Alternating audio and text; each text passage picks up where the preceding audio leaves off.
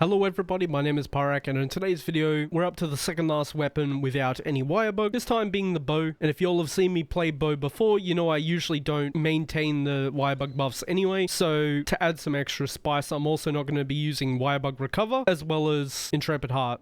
And you may be wondering why I've added extra things. It's not only because I normally play that way anyway, like I just don't maintain the buff all that well.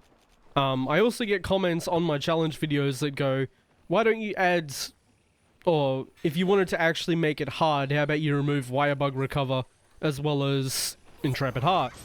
I figured I may as well do exactly that and show that it's really not that much extra difficulty. It's actually making it easier if you don't use it, because you just don't make the mistake of, like, recovering into another attack. At least in my opinion. It's a huge safety net to be able to lay on the floor without having to worry about it. Go backwards. I also have evasion on this set. I actually remade the build because I wanted to have evade window back, because I remember it being quite fun with bow. Nope. Nope. See? Pretty fun. You don't have to worry about timing dodge bolt, you just dodge and you're fine to go. And long trample, get away. Woo! Just got out of there. Nice and easy.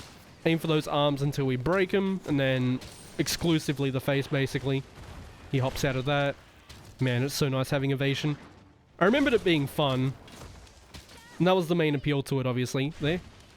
Because it's obviously very fun to actually be able to go through things reliably. Or no, somewhat in the sense of world, at least. Because I kind of like World's bow a little bit better than this one, at least in my opinion. Dodge. Or bite. Nice, we got the check. Don't break those arms yet. Okay, let's swap to para. Maybe get some back-to-back stuns. And then I gotta swap over to the close coating, of course. May as well go for it, because he's not gonna do a whole lot here anyway. And we're kind of using a ranged weapon. Nope. So, it's good to have him stop for a bit.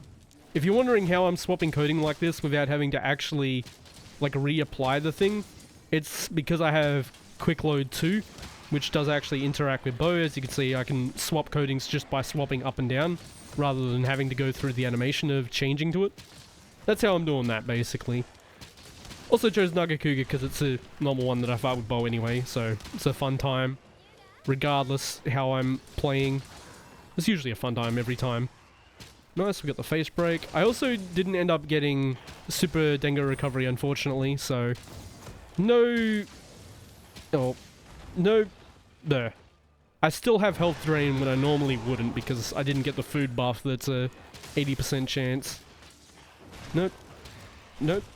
Man, I'm telling you, this charging sidestep is so much more enjoyable than dodge bolt. Because you can also get adrenaline rush in that active as well.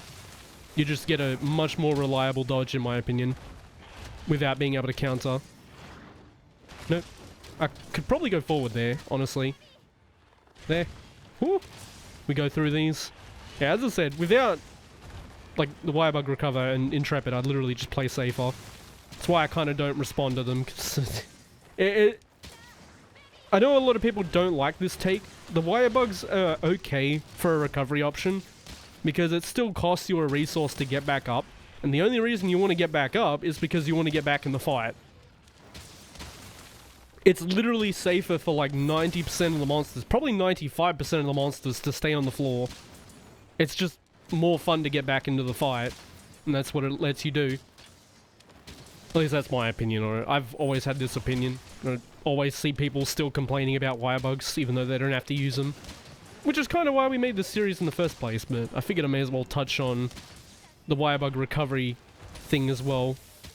Because that was a huge issue people had with Rise when it initially came out. I shouldn't have gone forward. See, I'm safe during all that. There's nothing he can do, even if he wasn't tired. Fine. Maybe break that other arm if I can. I've also got Blood Blight active. That's why I'm not swapping yet. And Healing Bats, actually. Got the double cats with Healing Bats, of course.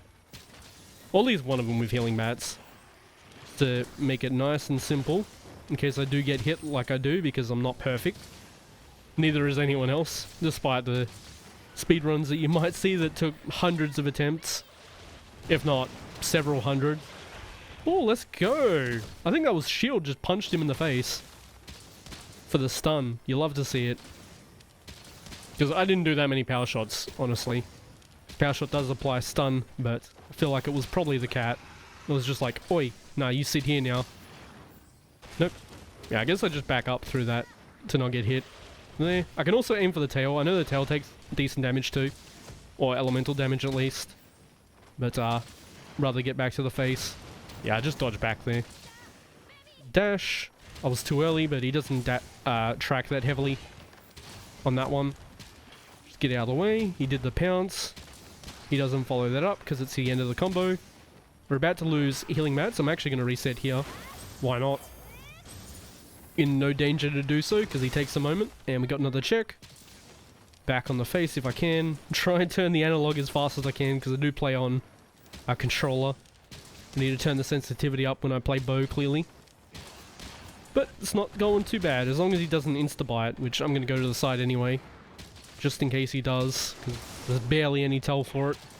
And if there is, I haven't noticed it in all my time fighting Nagakugas. Why didn't I dodge? I think I was trying to time it and didn't end up actually pressing the button. Let's go. I do have Blood Blight, so we should be fine to heal with just damage. We don't have Blood Right, just Blood Blight from him hitting me. And yeah.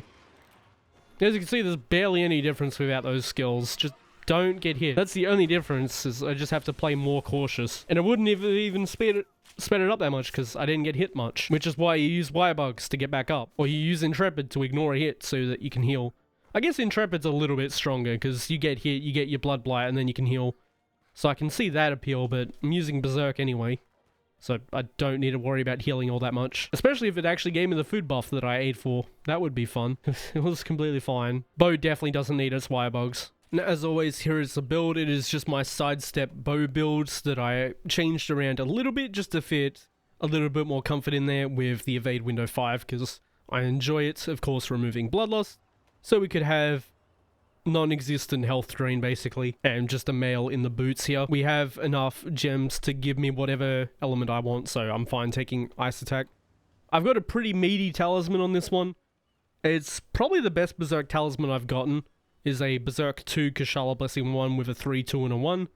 Obviously you can get better, you can definitely get much worse. Yeah, it's a very solid talisman. Berserk 2, a 3 and a 1 would be the equivalent of this basically. And here are the skills and decorations. Of course, all the green numbers are from decorations. If you wanted to screenshot there and there you can.